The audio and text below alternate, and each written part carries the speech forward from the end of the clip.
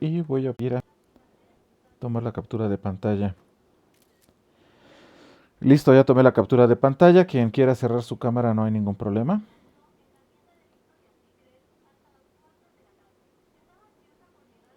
Muy bien, entonces me comentan que no hay dudas, ¿verdad? Que todo está más o menos bien. Voy a proseguir a compartir la presentación.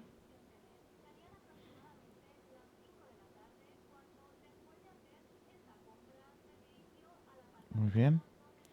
Nos quedamos en esta parte. Estábamos platicando de las plaquetas, ¿no? Y si no mal recuerdo, nos quedamos aquí o alguien recuerda otra cosa. Sí, nos quedamos aquí, me parece, ¿no? Sí. Sí, que incluso platicábamos un poco esto de que los eritrocitos, igual que las plaquetas, no tienen núcleo y no hay reproducción y que eso no es lo común, sino pareciera ser una adecuación o una adaptación por parte de los mamíferos. No tengo claro si las aves también tendrían esta parte donde los eritrocitos no tienen núcleo, pero cuando menos en anfibios, peces y reptiles, los eritrocitos son nucleados, tienen metabolismo y se reproducen en sangre. Aquí en este caso no hay esa parte. Aquí la cuestión es que las plaquetas sí tienen este metabolismo que te vamos a revisar, tienen no el metabolismo completo, pero tienen gran parte, o más bien tienen una parte del metabolismo que les permite actuar como vamos a platicar justo ahora. Muy bien, las plaquetas, aquí observamos ya plaquetas activadas. Déjenme subir otra vez acá. Aquí obviamente el microscopio que se está utilizando y el aumento es diferente. Aquí lo que estamos observando pues es un aumento, yo creo que como a 100, más o menos 100 o 1000 aumentos totales. Y acá es un aumento mucho mayor. De hecho puede ser microscopía de barrido seguramente, para poder observar cómo las plaquetas se activan. Dejan de ser estas células redondas, bueno, o partículas de células redondas, y comienzan a parecer más como una especie de amiba, ¿no? O ameboide. Espérenme que siguen pidiendo permiso para entrar. Listo. Entonces, ¿qué hay en el citoplasma de estas plaquetas?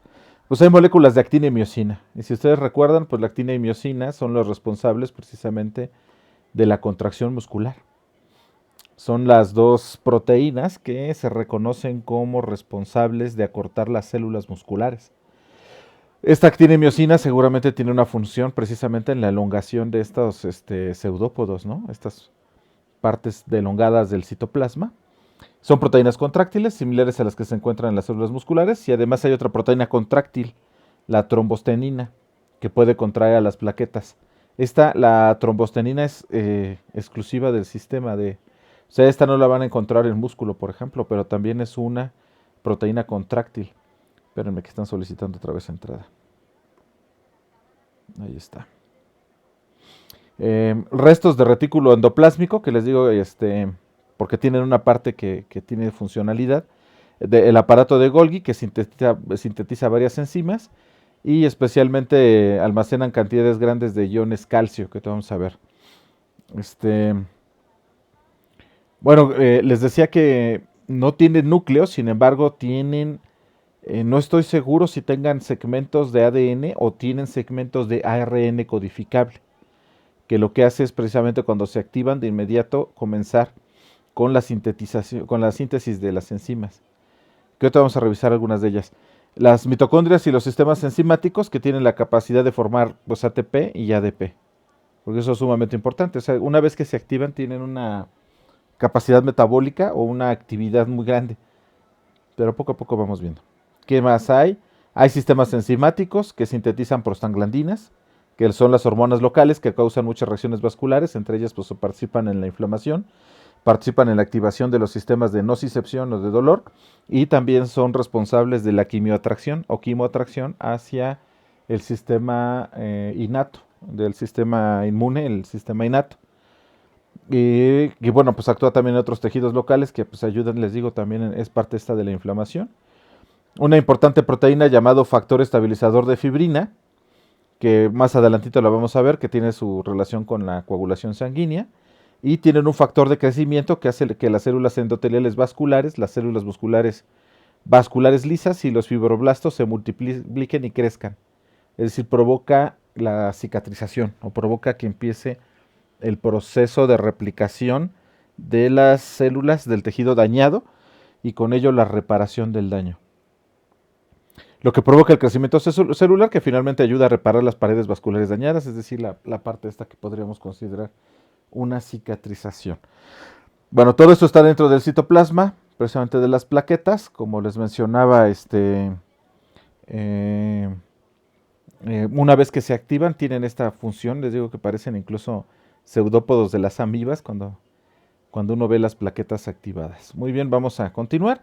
Esto obviamente es una representación de lo que sería la estructura o la membrana celular de las plaquetas. Hay muchísima investigación acerca de las plaquetas, y mucha gente que se dedica a la hematología se especializa en algún tipo de células, en una sola línea celular. Y hay gente que está pues muy metida con el rollo de las plaquetas. Sobre todo porque cada vez que se estudian, les digo, se reconocen más y más moléculas y enzimas y reacciones e incluso receptores a nivel de la membrana de las plaquetas que funcionan en el proceso, pues cuando viene una agresión física, me explico, un daño físico en la pared vascular, igual en el tejido. Entonces cada vez hay más y más investigación y cada vez se entiende más y más la parte de la coagulación a través de las plaquetas y sobre todo la funcionalidad de las plaquetas como una de las células o de los trombocitos como una de las células principales y más importantes dentro del proceso, ¿no? Tanto de coagulación como de cicatrización. Fíjense bien, en la superficie de la membrana celular de las plaquetas hay una capa de glucoproteínas, o sea, son proteínas que participan obviamente, como ustedes ya deben de saber, pues como canales, pero también pueden participar como receptores. Las glucoproteínas pues tienen la cualidad de que tienen obviamente azúcares en su composición, que son generalmente las que están hacia la parte externa de la célula y que participan como receptores, son reconocidos, precisamente esos receptores reconocen a la molécula para la cual están diseñadas. Tiene que ver con esos azúcares. Permítanme. Muy bien. Que evita su adherencia al endotelio normal y provoca, sin embargo, esta también es una característica de estas glucoproteínas, evitan la adherencia. Es decir, que cuando van circulando, en el momento que tocan el endotelio del vaso sanguíneo, no se adhieran. Acuérdense que pues, es peligrosísimo que se forme un coágulo cuando no es necesario, que lo vamos a revisar un poco más. No, yo supongo que en esta semana, que vamos a revisar los procesos de coagulación y cómo poderlos controlar, sobre todo cuando esta coagulación es espontánea, que no hay un daño, pues eso me refiero con espontáneo. Y provoca, sin embargo, la adherencia en las zonas dañadas de la pared vascular, especialmente en las células endoteliales, e incluso más al colágeno expuesto en la profundidad de la pared vascular cuando la plaqueta se activa o el trombocito se activa. Entonces, además, la membrana de las plaquetas contiene cantidades grandes de fosfolípidos que activan múltiples fases en el proceso de coagulación de la sangre, que vamos a revisar cuando ya estemos precisamente en el tema de coagulación. Bueno, entonces, estos receptores o estas proteínas que están acá, que les digo, siempre se encuentran cosas y cosas nuevas respecto a las plaquetas, pues no solamente funcionan como receptores, también evitan que se haga un coágulo espontáneo, y una vez que se activa, estas mismas son las que permiten la adherencia y permiten reconocer al tejido endotelial o a las células endoteliales para poder unirse y comenzar a cerrar de primera instancia el boquete, ¿no? O el daño que se esté dando. Muy bien. Cuando las plaquetas están en contacto con la superficie vascular dañada, especialmente con las fibras de colágeno de la pared vascular, las plaquetas cambian rápidamente sus características de manera drástica. Es eso que les digo, se activan. Esto no debería de ocurrir de manera espontánea, sino debe ocurrir siempre y cuando existan, hasta el momento se entiende, fibras de colágeno que son obviamente expuestas por la rotura del músculo liso y de la parte endotelial o de las células endoteliales del vaso sanguíneo. o del tejido vascular que haya sido dañado. Una vez que eso entra en contacto con los receptores, las plaquetas de inmediato se activan y esta activación provoca pues cambios drásticos. Por ejemplo, comienzan a hincharse, es decir, comienzan a tener mecanismos de acumulación de líquido, de agua, bueno, de líquido, iones y otras cosas que le van a permitir a la plaqueta comenzar con la síntesis de enzimas. Adoptan formas irregulares con numerosos pseudópodos, que son esos que están aquí, ¿sale? Radiantes que sobresalen de su superficie. Sus proteínas contráctiles se contraen fuertemente y liberan los múltiples factores activos de sus gránulos. Lo que hacen estas células, no tengo un video, pero no, no lo encontré. Lo voy a buscar, a ver si no se me olvida. Hay unos videos que alguna vez vi, precisamente de cómo se activan estas plaquetas en preparaciones sintéticas o preparaciones fuera del cuerpo, pues. Lo que hacen es colocar, por ejemplo, colágeno y otros iones. Y lo que hacen ahí es ver cómo estas plaquetas se empiezan a contraer y tienen una contracción espontánea que se hace recordar mucho a las células musculares del corazón se hacen de manera espontánea y cuando llegan a tocarse, no sé si alguna vez han visto esos videos, que llegan a tocarse dos células musculares de corazón y comienzan a hacerlo de manera rítmica, comienzan a sincronizarse para hacer la contracción. Algo similar parece en las plaquetas, aunque no hay una sincronicidad como puede observarse en el corazón. Sin embargo, cuando llegan a tocarse, llegan a empezar de inmediato la contracción. Y esta contracción lo que hace es liberar toda la cantidad de los factores que están dentro de los gránulos. Y eso hace que también se vuelvan o empiecen a hacerse pegajosas las plaquetas. Entonces se comienzan a unir unas con otras. Esta misma contracción comienza la liberación con a mayor cantidad precisamente de estas moléculas. Comienza a hacerse pegajoso, se empiezan a adherir unas con otras, se adhieren al colágeno, que también lo utilizan, o esa parte del colágeno que está libre del endotelio. Y hay una proteína llamada factor von Willebrand, que está aquí, que se filtra del tejido traumatizado desde el plasma, segrega cantidades grandes de ADP y sus enzimas forman lo que es el tromboxano A2, que funciona como señalizador. Ahorita vemos. El ADP y el tromboxano actúan sucesivamente en las plaquetas cercanas para activarlas también. ¿Me explico? Actúan de inmediato como mensajeros. También son quimoatrayentes, ¿sale? Ambas. Y estas plaquetas adicionales, pues hace que se vayan adhiriendo otra vez y se vayan haciendo, pues un tapón. ¿Me explico?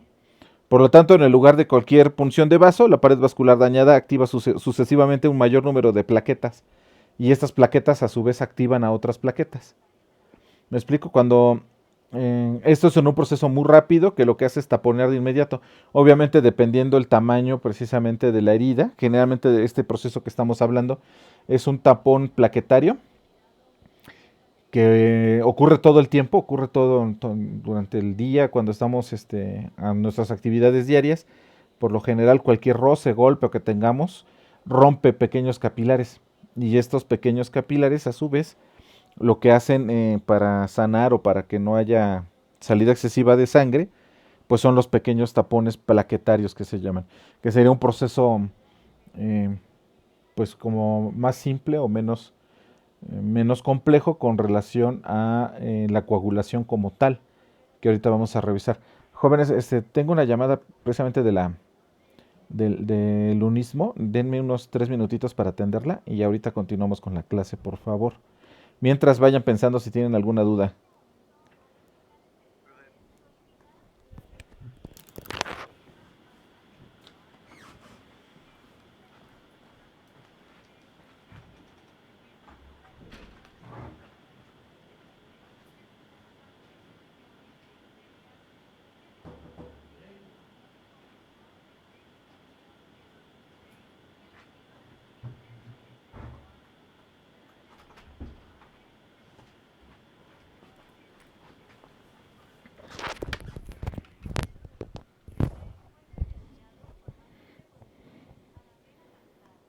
Ya, parece que me van a llamar en un rato. Bueno, entonces les comentaba que este Se va haciendo este tapón. Esto les digo que es algo más o menos común, esto de que nos demos golpes y se liberen o se rompan vasos. Y pues no necesariamente se tiene que hacer una coagulación, simplemente el tapón plaquetario es más que suficiente para frenar esto, ¿no? Al principio pues, un tapón es bastante laxo, pero bloquea generalmente la pérdida de sangre si la brecha vascular es pequeña. ¿Me explico? Este sería el proceso inicial en una brecha o en un rompimiento vascular pequeño. Después, durante el proceso subsiguiente de coagulación sanguínea, se forman hebras de fibrina, pero esto lo vamos a ver, o se va haciendo las hebras de fibrina, que es un proceso también de activación de fibrógeno, que está libre, ese generalmente pues, anda libre en la sangre, para cuando se utilice, ¿me explico? Pero ahorita les explico eso. Y estas hebras se unen firmemente a las plaquetas, constituyendo así un tapón inflexible. Estas hebras de fibrina también tienen su forma de activarse, que tiene que ver con todos estos mecanismos que vamos a platicar. Y solamente les voy a dar así como los puntos clave, ¿no? ¿Me explico? Como las enzimas clave o las moléculas clave que participan. Les digo que cada vez hay más y más sustancias que están participando en este proceso y que cada vez se entiende como mejor, que es esta parte de la coagulación. Obviamente, entre mejor entendamos la coagulación, también es más fácil atacarla con fármacos. ¿Me explico? O sea, ahorita le estoy dando el proceso normal, el proceso natural fisiológico, que obviamente pues lo que menos queremos, lo que menos que queremos es, o que, queremos es parar este sistema normal, ¿no? O sea, la coagulación debe de darse, los tapones plaquetarios deben de darse para las heridas leves, pero el punto aquí es cuando se forman coágulos espontáneos, que les digo que sin razón alguna se comienzan a activar, bueno, no sin razón alguna, porque debe haber alguna razón por la cual se están activando las plaquetas, y las plaquetas a su vez empiezan a activar pues a otras plaquetas y a los fibrógenos para formar las fibrinas y formar precisamente coágulos en zonas donde no deberían de estar y que estos pues obviamente taponían algún capilar o algún vaso y con eso lleguemos a una isquemia o un infarto en alguna parte del cuerpo. Si entendemos el proceso natural podríamos entonces utilizar más y mejores anticoagulantes. Recuerden que el problema de la anticoagulación es precisamente estos tapones plaquetarios. Si una persona que está tomando anticoagulantes llega a tener algún problema, digo a lo mejor de tapones plaquetarios, pues son heridas pequeñas. Y a lo mejor sí va a tener este problema de estar formando moretones, ¿no? Y amoratarse cuando vez que se golpea, aunque sean golpes leves pero pues una herida más profunda, pues la persona que está tomando anticoagulantes va a tener problemas precisamente de coagulación. Pero ahorita vamos a ver. Entonces, el tercer mecanismo que hemos estado revisando, acuérdense que el primero fue la contracción muscular, que disminuye el diámetro de los vasos sanguíneos, precisamente para evitar pues la pérdida abundante de sangre. Y acuérdense que pues este reflejo que ocurre tanto a nivel muscular como también a través del sistema nervioso periférico que informa de daño al sistema nervioso central y que también provoca contracción. Ese sería el primer mecanismo. El segundo mecanismo es la taponación plaquetaria o la activación de las plaquetas. Y el tercer mecanismo es precisamente de la hemostasia, pues es la formación del coágulo sanguíneo. Esta formación que es ya para heridas más grandes. Y fíjense, el coágulo empieza a aparecer de 15 a 20 segundos si el traumatismo de la pared vascular ha sido grave y de 1 a 2 minutos si el traumatismo ha sido menor. ¿No? Sí, bueno, esto sería como la parte, digamos, como normal, no más bien común. Sin embargo, pues hay periodos en que puede no ser exactamente como lo estamos viendo. De hecho, si hay personas que tienen, pues obviamente los que tienen problemas de coagulación, pues que son los que son diabéticos o prediabéticos o aquellas personas incluso que tienen familiares diabéticos, también tardan más tiempo en lograr hacer esta parte de la coagulación por mecanismos que... ¿Perdón? También tienen problemas de coagulación, sí. Sí, porque ahí es el hígado el que está fallando. Ahorita vamos a ver que el hígado es sumamente importante para la liberación de algunas sustancias que andan libres en la sangre. Cuando el hígado falla o está fallando, pues estas sustancias no están libres en la sangre y no puede ocurrir precisamente la coagulación. Entonces, fíjense, se produce cuando las hebras de fibrina, que son las que estamos mostrando aquí, crean una red que atrapa componentes sanguíneos, no solamente las plaquetas, hasta que se forma un coágulo, sino también puede atrapar eritrocitos, ¿me explico? y se forma un coágulo. En esta cascada, varias proteínas sanguíneas que circulan en su forma inactiva pasan a un estado activo. Ahorita vamos a revisar poco a poco cada una de ellas. Pero este sería como el mecanismo más o menos que estaríamos pensando o que se está pensando de forma secuenciada. Lo que estaría ocurriendo pues es un daño en un vaso. En este vaso pues se empieza a ver salida de sangre. Obviamente aquí no están marcando el proceso de la contracción vascular. No está la vasoconstricción aquí, pero tendría que haber una vasoconstricción que lo que haría es limitar la salida, haciendo más pequeño el diámetro y con ello menor cantidad de sangre saliendo.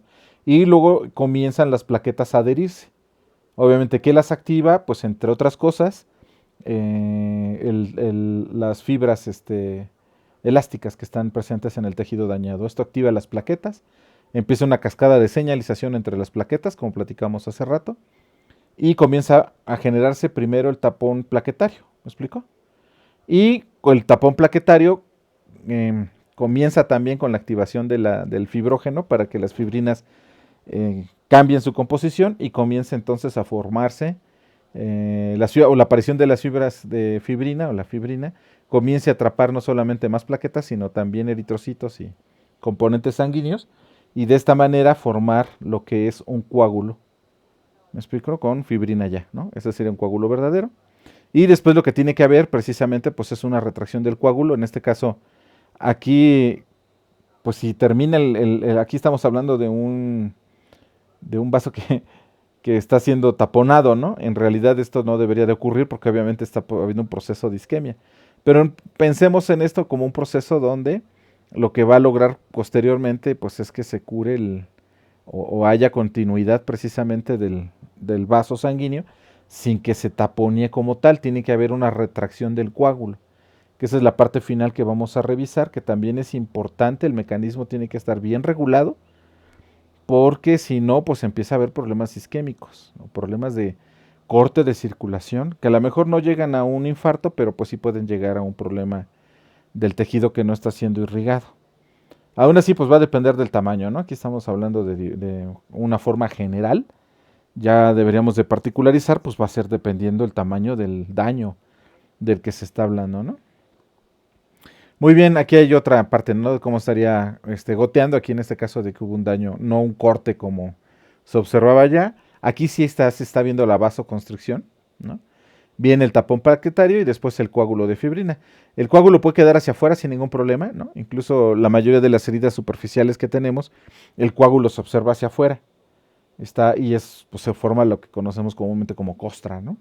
Pero por dentro el endotelio o la luz del endotelio tiene que quedar lo más libre que se pueda para permitir el paso precisamente de la sangre. Entonces, en la sangre y en los tejidos pues, se han encontrado más de 50 sustancias, fíjense, 50 sustancias importantes que causan o afectan a la coagulación sanguínea. Unas que estimulan la coagulación, llamadas procoagulantes, y otras que inhiben la coagulación, llamadas anticoagulantes. Entonces, el taponamiento tiene lugar en 3 etapas esenciales. Primero, en respuesta a la rotura del vaso o a una lesión de la propia sangre, tiene lugar una cascada compleja de reacciones químicas en la sangre que afectan a más de una docena de factores de coagulación sanguínea. Basándonos en eso que estamos platicando desde hace rato, ¿no? Todo va a iniciar a partir de precisamente la rotura del vaso. Estas lesiones de la propia sangre generalmente ocurren, que eso también les digo es peligroso, con ciertos parásitos que llegan a atacar a los eritrocitos. Muchas veces cuando se empiezan a romper los eritrocitos por cuestión de algún parásito, estoy pensando en algunos parásitos sanguíneos como por ejemplo la malaria, que lo que llegan a hacer es que dependiendo la cantidad de parásitos que estén saliendo del hígado para completar su ciclo dentro de eritrocitos y llegue a haber rompimiento de eritrocitos, se puede interpretar en las plaquetas como un daño a nivel tisular y comenzar una cascada de coagulación. Y en ocasiones se llegan a presentar coágulos, ¿me explico? Y muchas veces el tratamiento para la malaria, dependiendo también cómo esté respondiendo el individuo, puede ir acompañado de anticoagulantes para evitar precisamente el problema del daño de los eritrocitos por culpa del parásito, ¿me explico?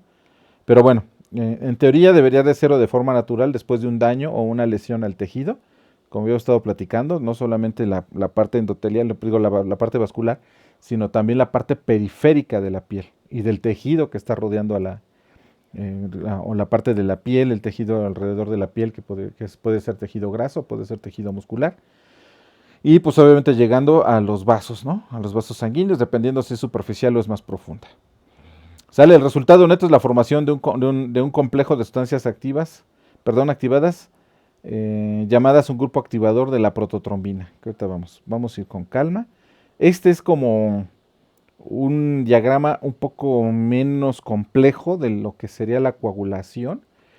Otra vez todo iría, les digo, hablando del vaso dañado, pero así lo van a encontrar siempre en los libros, pero recuerden ustedes que hay muchísimas más sustancias que estuvimos platicando que funcionan también en esta cascada de señalización.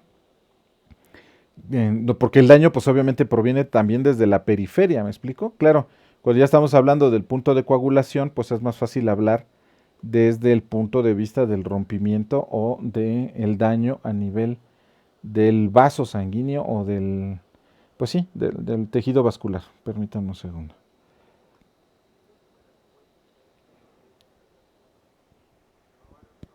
Muy bien, ¿alguna duda hasta aquí, jóvenes?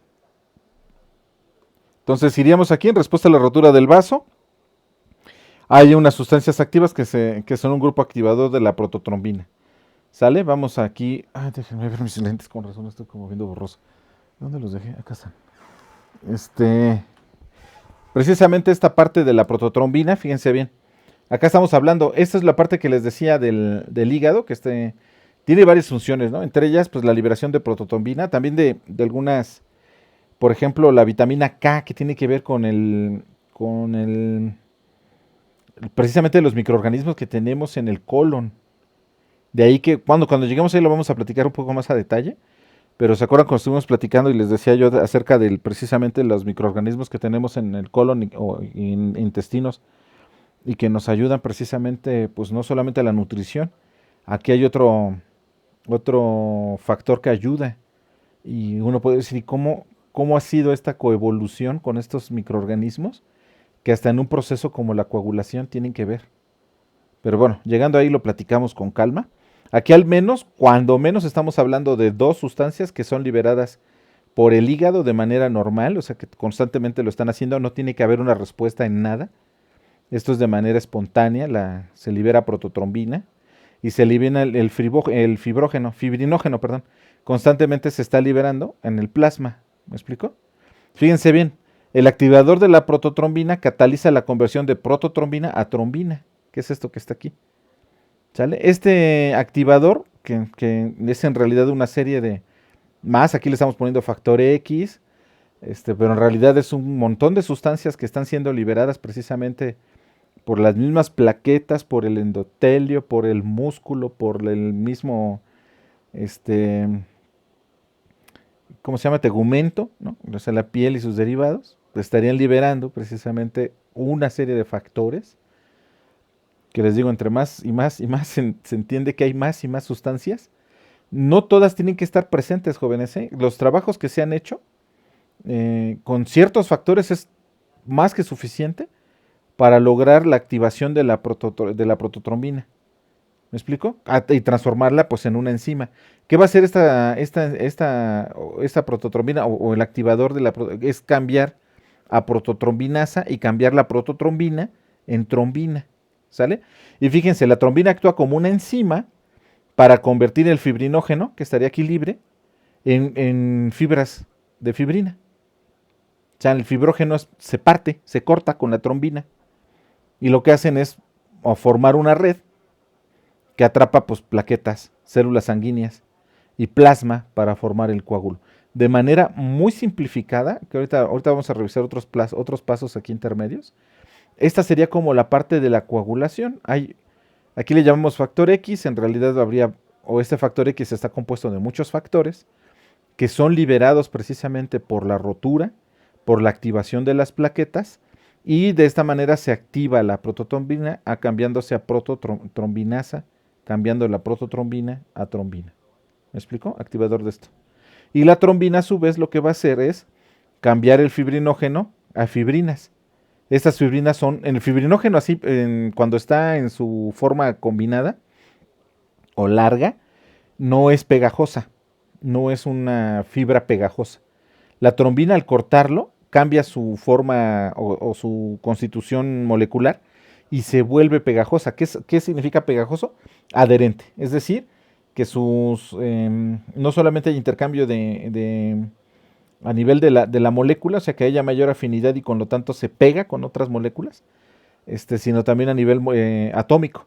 A nivel atómico se vuelve un captador. Por cierto, las fibrinas se vuelven un captador natural de ¿cómo se llama? De radicales libres. Y eso es importante, que es una parte que casi no se toca en la coagulación, pero los radicales libres también son o se liberan, barra su redundancia, durante la rotura vascular y del tejido. Al romperse, muchas moléculas se inestabilizan y es muy probable que el oxígeno y muchas otras cosas queden libres. El hidrógeno, otros iones, pues, que en su forma libre son altamente peligrosas, ¿no? Y la fibrina funciona como precisamente un antioxidante, como un captador de estas moléculas que quedan libres, ¿no? Para poderlas tomar y que no causen daño y desestabilicen otras proteínas a su vez. Y esto lo que va a hacer, pues eso obviamente los haces insolubles de fibrina, o primero el tapón o el coágulo, y que pues logren el toponamiento del sitio donde se está saliendo o donde está la herida. ¿Me explico? Y así se forma más o menos el coágulo. Aquí lo vamos a ver un poquito más lo que es la conversión de la prototrombina a trombina. Este paso que estamos viendo aquí lo vamos a ver un poco más complicado acá. Permítanme, me están volviendo a llamar. Permítame un segundo y ahorita vuelvo.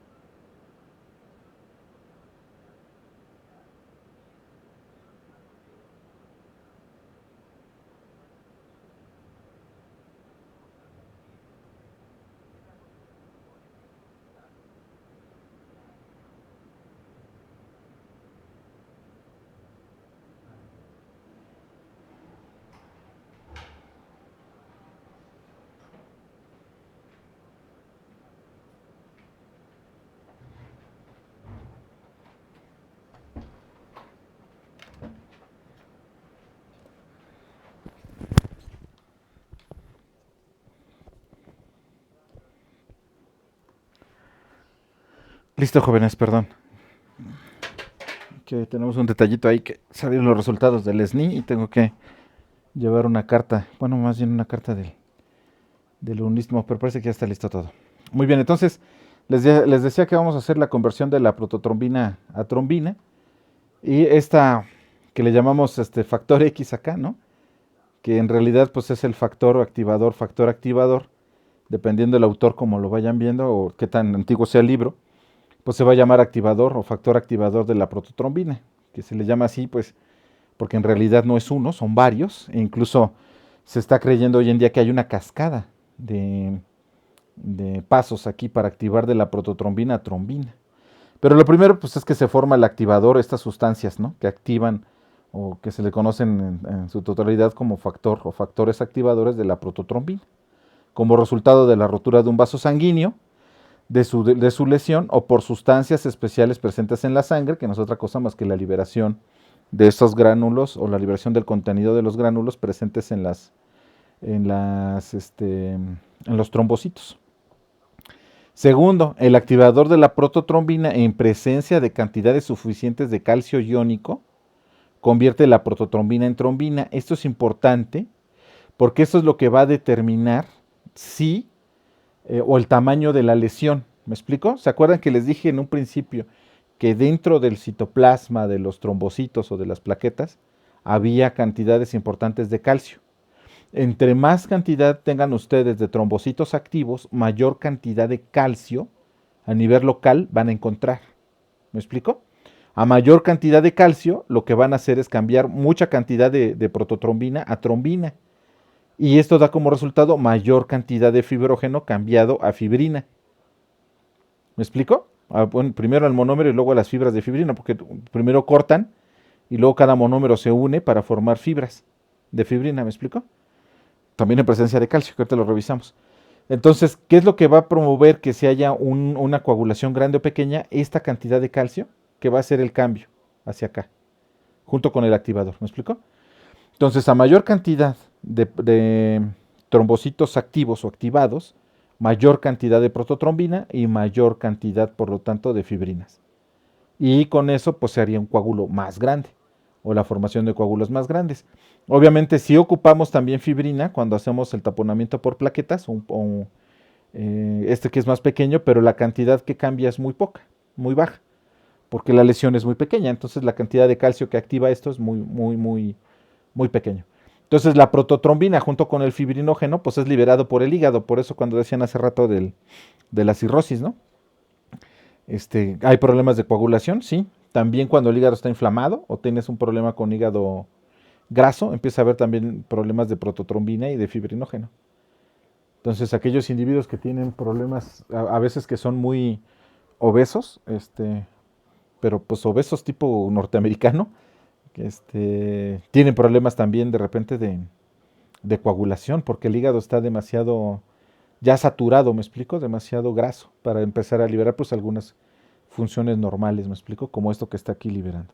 Y tercero, pues la trombina polimeriza las moléculas de fibrinógeno en fibras de fibrina, entre otros, bueno, de 10 a 15. Así el factor limitador de la velocidad de la coagulación sanguínea es generalmente la formación del activador de la prototrombina. Esto que les digo, también mayores cantidades, mayor cantidad de calcio en el ambiente sanguíneo, va a ser mucho más rápida ¿cómo se llama? La coagulación. Por eso les decía hace rato, en una que nadie me preguntó nada, pensé que les iba a brincar, pero parece que no les brincó, que el coágulo comienza a aparecer de 15 a 20 segundos si el traumatismo de la pared vascular ha sido grave y de 1 a 2 minutos si el traumatismo ha sido menor. Aquí nadie les brincó, pero entre más grande es la herida, más rápido se forma el coágulo. ¿Y a eso a qué se debe? Precisamente a la gran cantidad de calcio que se libera. Entre más grande es la lesión, mayor cantidad pues, de calcio, porque también hay calcio libre o sea, el calcio se empieza a liberar desde el daño del tejido. Pero una vez que se activan los trombocitos, se libera calcio con la contracción de cada trombocito. Cada vez que un trombocito se contrae, se libera calcio, entre otras cosas, ¿no? Quimiotrayentes y otras cosas. Entonces, a mayor cantidad de calcio, mayor rapidez en esto. O sea, mayor cantidad de todo esto que estamos viendo aquí. Y lo que van a ver, pues es precisamente esta, ¿cómo se llama? La formación muy rápida del coágulo. ¿Me explico? Y por eso por eso se le llama factor limitador, ¿no? De la velocidad. En realidad, a mayor cantidad de calcio, mayor trombina, mayor fibras de fibrina, mayor se atrapan más células sanguíneas y con ello se forma mucho más rápido el coágulo. ¿Me explico? ¿Alguna duda hasta aquí, jóvenes? No sé si les estoy dando demasiada información y alguien ya se quedó atrás o alguien quiera que repita algo. Me parece que más o menos ya está quedando claro cómo se forma primero el pequeño tapón de plaquetas y después cómo viene la activación más grande, que en realidad es una activación plaquetaria mucho más grande. Eh, Sin embargo, pues parten del mismo principio, ¿me explico? Que sería la formación perdón, la activación de la fibrina, ¿no? Para poder hacer mucho más pegajosas estas fibras, poder capturar mayor cantidad de células sanguíneas y que éstas permitan taponar el sitio donde está habiendo pérdida de sangre. ¿Dudas hasta aquí, jóvenes? Tendrán que preguntar ahora. Profe, yo tengo una pequeña duda. Claro. No entiendo mucho a qué se refiere con polimerizar. Ah, Polim sí, aquí cuando estamos hablando de monómeros, un monómero de fibrina, lo que hace el fibrinógeno es cortar. ¿Me explico? Perdón, la trombina lo que hace es cortar el fibrinógeno. Déjenme ver si hay una imagen que pueda yo mostrarles. Porque luego estos monómeros lo que hacen es formar un polímero. O sea, una unión de varios monómeros se le llamaría polímero. Monómero de Dígame. Entonces, al momento de hablar de monómeros, estaríamos hablando de ciertas moléculas que se forman, que forman la fibrina. Sí, se le llamaría monómero como a cada unidad. ¿Me explico? Aquí está, miren. Aquí está, déjenme verlo si lo ponemos más grande y esta es la parte. Aquí estaría el fibrinógeno y lo que se hace es cortarse en pequeñas unidades. Cada una de estas unidades se le conoce como monómero. Cada monómero lo que va a hacer es unirse, pero no en una línea como venía. O sea, este corte lo que hace es dejar, vamos a dejarlo así como muy, muy simple. Lo que va a hacer es dejar estas cositas aquí, pues estas fibras que se vuelven pegajosas al momento que las rompes. A ver, les explico, déjenme ver uno donde venga del fibrinógeno, porque aquí ya está el monómero. No vamos a ver. Bueno, a ver. Un fibrinógeno, uno grande, imagínense ustedes, varias de estas que están aquí, ¿sale? Muchas de estas así. Todas, todas, todas, todas juntas, juntas, juntas, juntas, juntas. ¿Sale? ¿Qué es lo que va a ocurrir cuando llega precisamente la trombina? La trombina lo que va a hacer es romper al fibrinógeno y lo que va a hacer es dejar estos monómeros. Estos de aquí es un monómero, este es otro monómero. Cuando hace estos cortes, lo que hace es volver esto muy pegajoso. Entonces, ¿qué hace de inmediato? Es pegarse con otro monómero, forman dímeros, y estos dímeros a su vez comienzan a pegarse, pero vean, lo que forman es una red, no como venían. En un principio venían todos unidos, todos esos filamentos unidos, unidos, unidos, y no, eso no los hace pegajosos.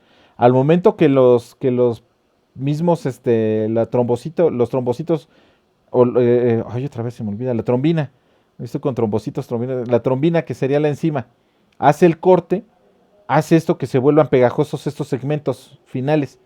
Y lo que va a hacer eso es empezar a unir en forma de red. ¿Me explico? Vean aquí. Ya no es una sola línea. Por eso se le llama monómero. No lo confundan con un polímero que son las partes de un plástico, por ejemplo. Que también viene de un monómero, que sería una unidad. ¿No? Pero aquí le estamos llamando monómero a una sola unidad. Aquí lo que hace es formar dímeros, ¿no? Que serían de dos. Estos dímeros de fibrina, ¿no? Lo que hacen después es prácticamente unirse a otros dímeros y formar una red. Aquí la están viendo. Claro, aquí están viendo ya más otros componentes, que no vamos a revisar ese detalle, pero ahí lo que están viendo es precisamente la formación de estas redes. Estas redes son los que atrapan precisamente a todo el tejido sanguíneo. No sé si me expliqué con esta parte de los monómeros y dímeros y cómo se forma una red. No es lo mismo que traigan una así simple, que no está activa. Esta sería el fibrinógeno, viene así como se vería aquí, como una sola sección de esto. Esto es un fibrinógeno, pero este fibrinógeno no está activo, no tiene como libres los segmentos que se pegan. Entonces, ¿qué hace otra vez, la trombina? Voy a decir trombocina porque siempre terminan en cinas. La trombina lo que hace es romper precisamente para que estos segmentos pegajosos queden libres y ya no formes una línea, sino formes ahora una red, ¿no? Y esta red después tiene que ser estable, ¿eh? con otra molécula para que no se rompa ya. O sea, perdón, otra enzima lo que hace es volver estable esta red. No sé si me expliqué. Sí, profe, ya quedó. Perfecto, qué bueno que me lo recordaron, porque luego a veces uno platica y... Hay otros donde sí se ven muy claro, ¿no? Cómo viene la línea y cómo se rompe. Bueno, pero es que les digo que aquí cada vez se entienden, vean, por ejemplo, ¿no? Vean lo complejo que van las redes ya, nada más para el rompimiento, ¿no? Y que se hagan estas partes pegajosas, que son estos núcleos pegajosos. Que les digo, no es otra cosa más que esta parte que une y que incluso, les digo, puede funcionar precisamente para atrapar, en este caso, funciona también como antioxidantes, que además acuérdense, o si no lo saben, lo van a saber hoy, que una de las principales, este, ¿cómo se llama? Teorías que hablan sobre el envejecimiento, habla precisamente de los factores oxidantes, lo que le llaman estrés oxidativo, que es una de las principales, incluso hoy en día, déjenme ver si lo encontramos, hoy en día se habla mucho del acortamiento de los telómeros, acortamiento de los telómeros como un predictivo. Estos son los telómeros que son precisamente de los cromosomas. Esta parte de aquí se le llama telómero. Estos telómeros tienen también información genética, pero ¿qué creen? Que con cada replicación celular se va perdiendo, y se va perdiendo, y se va perdiendo, y se van acortando los telómeros. Este acortamiento de los telómeros, fíjense bien, aquí está lo que les digo. Este acortamiento de los telómeros se está relacionando hoy en día con este proceso de envejecimiento. Aquí está, miren. Los telómeros, ¿cómo los tendríamos? Y cuando llegamos a la madurez, empieza a haber pérdida de telómeros. Y esto está relacionado, o muchos los están relacionando, esta pérdida de los telómeros, con procesos de estrés oxidativo. ¿Qué significa? Que nuestro metabolismo ya no es tan bueno y está dejando libres radicales libres. Déjenme ponerles el estrés oxidativo, a ver qué nos sale.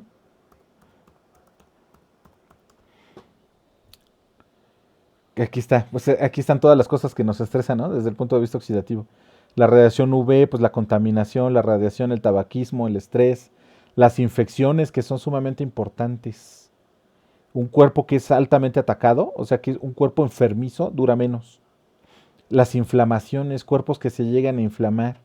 O sea, cuerpos que se inflaman no solamente por cuestiones de daños, ¿cómo se llama? Tisulares, ¿no? Sino las inflamaciones que se dan, por ejemplo, por alergias, donde se inflaman los tejidos, ¿no? Todo esto que están viendo aquí se le llama estrés oxidativo.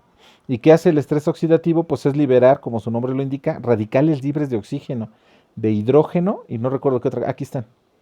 Aquí están los radicales libres de estos radicales, lo que es el ozono, casi todo va sobre el oxígeno. Y hay unos que hablan del hidrógeno, también libre. Y estos causan precisamente la parte del estrés oxidativo. ¿Cuáles son los antioxidantes? Híjole, es bien interesante. El café tiene un montón de antioxidantes. El té tiene un montón de antioxidantes y todas las frutas que tienen color. Frutas y verduras con color.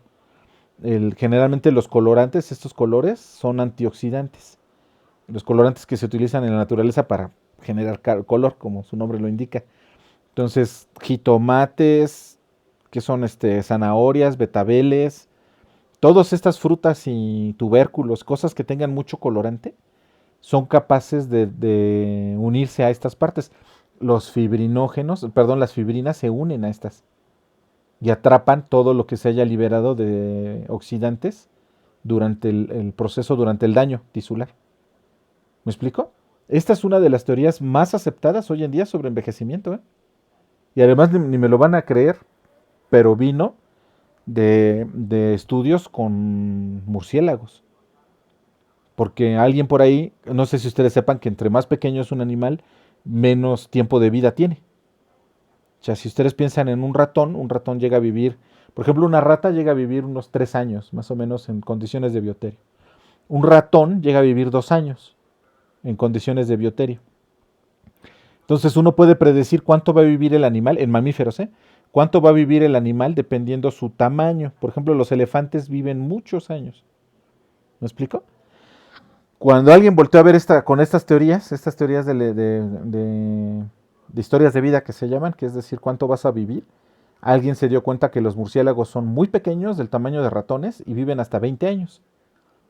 Ya eso es una longevidad enorme para el tamaño de los murciélagos. Y lo que encontraron en su sangre fueron muchos antioxidantes. Entonces pareciera que está relacionado. Por ahí se fue, por ahí va la historia de cómo llegamos a pensar que los antioxidantes, pues vean lo que hacen, ¿no? Estos son precisamente los oxidantes en una manzana.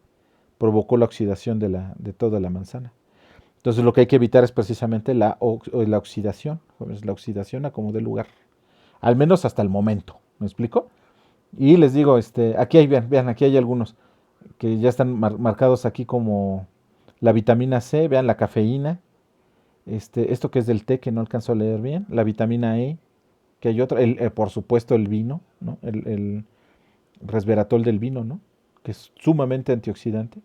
La vitamina, estos ácidos, ay, que ahora se me olvidan los aceites de los peces. Aquí hay otros polifenoles que también dan coloración.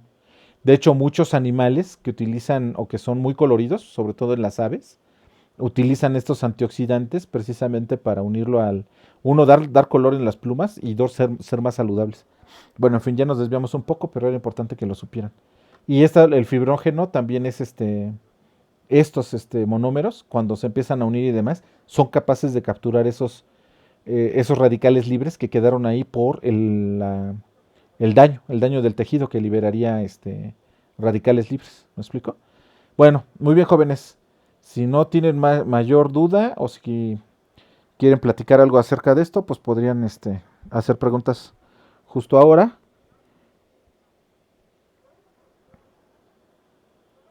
Parece que no. Muy bien, entonces a tomar café y a tomar vino, jóvenes, que es lo mejor que pueden hacer para su propia salud. Se está dando luz verde, ¿eh? El Pero vino más que nada. el vino, dije vino, no dije cerveza, no dije alcohol. Dije vino y a lo mucho 2 copas, antes dice a dormir y van a ver. Van a estar ustedes jóvenes, casi forever. Muy bien, jóvenes, pues que tengan muy buena tarde. Nos escuchamos el día de mañana. Mañana, profe. Hasta mañana, Buenas noches, jóvenes. profe. Igualmente, mañana. Hasta mañana. Vale, profe. Hasta luego, hasta luego.